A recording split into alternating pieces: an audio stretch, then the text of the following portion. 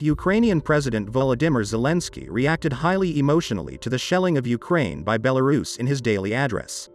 He implied that Belarus is more deeply integrated into Putin's conflict because of a decision in the Kremlin, clearly alluding to the inability of the Belarusian president to confront his Russian counterpart. Speaking in Russian, Zelensky addressed the military from Moscow, which is launching missile strikes on Ukrainian territory. "We will find all of you, each of you will be responsible for these attacks.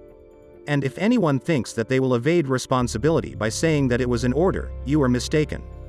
When your rockets hit homes, it's a war crime. You're facing a trial, and you won't hide anywhere on the shore of the Caspian Sea, over which your missiles are launched, or in Belarus," he said.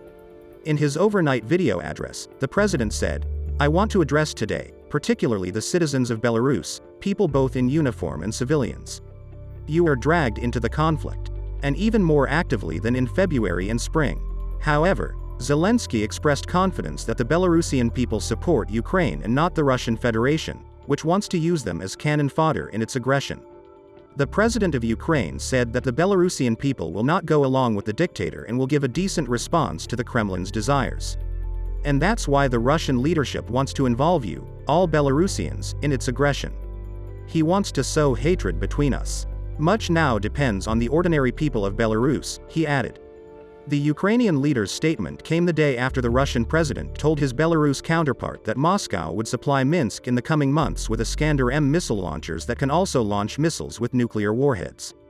According to Putin, the Iskander-M tactical missile systems can use both ballistic and cruise missiles in both standard and nuclear modifications.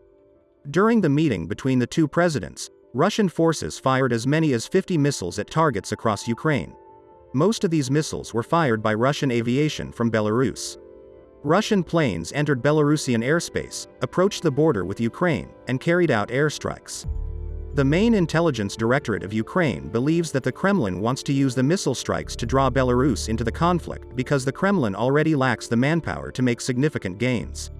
By the way, a popular Telegram channel, supposedly run by a Kremlin insider, published information about Lukashenko's possible order to attack the territory of Ukraine. Reportedly, the Russian president threatened his colleague and he had to agree to all conditions.